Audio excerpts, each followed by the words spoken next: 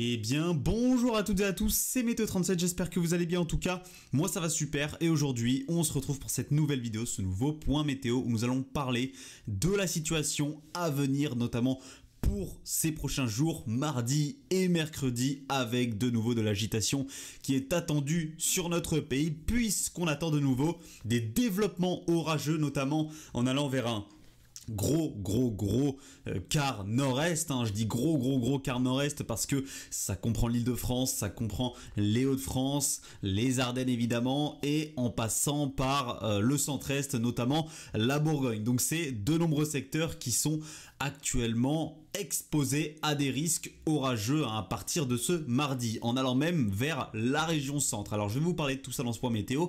Je ne vais pas vous montrer à Rome pour la situation de mardi, je vous referai un point météo certainement demain, plutôt pour vous parler de la situation de mercredi. Tout dépendra de la fiabilité évidemment du modèle à Rome. Soit je vous ferai un point météo demain soir avec ce modèle, soit je vous en ferai un mercredi matin. Mais en tout cas, il y aura un point météo là-dessus. Je vais vous expliquer pourquoi je vais faire dans cet ordre-là, dans ce point évidemment. Alors déjà la situation de ces derniers jours, on a eu les orages qui se sont développés ce samedi 27 avril 2024. Malheureusement le plus gros m'a esquivé, tout s'est retrouvé noyé dans la pluie. On a eu des développements qui ont eu lieu au milieu de la masse pluvieuse qui ont pu me concerner. Malheureusement les éclairs qu'il y avait là-dessous étaient beaucoup trop noyés, il y avait vraiment trop d'eau pour voir le moindre impact, donc c'était seulement des petits flashs qui d'ailleurs étaient assez peu perceptibles à cause des essuie-glaces qui passaient malheureusement devant la caméra. Bon, merci à tous en tout cas pour vos retours sur ma vidéo de l'orage du 27 avril qui est sortie hier. Si vous ne l'avez pas vue, n'hésitez pas à y aller, elle dure environ 15 minutes. Sinon, à part sur mon secteur, les orages ont bien éclaté du côté de la Nouvelle-Aquitaine, en allant vers l'Occitanie aussi, le Limousin, le Poitou-Charentes, en allant même vers l'ouest de mon département, l'Indre-et-Loire, où nous avons d'ailleurs une suspicion de tornade à l'heure actuelle. Kyronos n'a pas encore communiqué là-dessus, donc je ne peux pas vous confirmer la tornade, mais en tout cas, il a été filmé de belles rotations sous l'orage qui a touché l'ouest de mon département ce samedi 27 avril. Maintenant, ce dimanche, la situation n'était pas très intéressante. Beaucoup de pluie évidemment qui tombe du côté des Cévennes, des records qui ont été battus en allant vers la région Rhône-Alpes, notamment Lyon qui a battu son cumul de pluie en 24 heures pour un mois d'avril. Il est tombé plus de 70 mm je crois en 24 heures, voire plus, donc c'est un record pour la ville de Lyon, tout ça dû à ces pluies qui remontent de Méditerranée. On a un flux de sud qui est actuellement en place, on a toujours ces pluies actuellement qui remontent de Méditerranée, qui continuent d'ailleurs à concerner les Cévennes. L'accumulation de précipitations depuis samedi est assez énorme du côté des Cévennes. On dépasse les 200 mm sur certains secteurs. On n'est même pas loin d'atteindre les 300 mm en cette fin de journée de lundi sur certains secteurs depuis la journée de samedi. Et tout cela va continuer. Ces pluies, elles vont continuer de remonter depuis la Méditerranée jusqu'à cette journée de mardi où là, ça va commencer à se calmer, notamment en allant vers la soirée, nuit de mardi à mercredi. Les pluies du côté des Cévennes vont vraiment commencer à se calmer et donc on pourra signer la fin de cet épisode cévenol qui aura apporté beaucoup de pluie sur ces secteurs. La pluie également qui s'est ramenée du côté du Languedoc-Roussillon ce lundi. Très bonne nouvelle pour ceux qui habitent là-bas, qui étaient touchés par une grande sécheresse depuis des mois. Alors, on reste comme je vous l'ai dit sous ce flux de sud actuellement.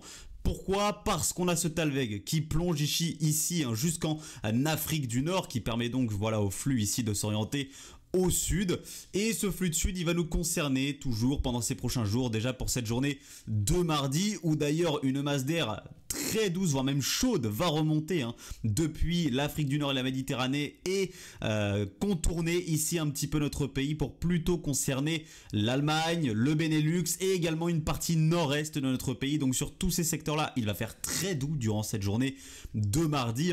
Alors en allant vers l'Allemagne, Benelux, ce sera encore plus doux évidemment, ce sera même chaud sur ces secteurs là, mais en allant donc vers les Ardennes, le nord, voilà une partie de la Champagne-Ardenne, les plateaux lorrains, il fera très doux. On pourra sur ces secteurs-là atteindre des températures qui pourraient dépasser les 18-19 degrés assez facilement. On atteindrait même souvent les 20 degrés, voire plus du côté des plateaux lorrains. Et en allant vers l'Alsace, on pourrait même atteindre 25 voire 26 degrés, donc les seuils de chaleur sur ces secteurs-là.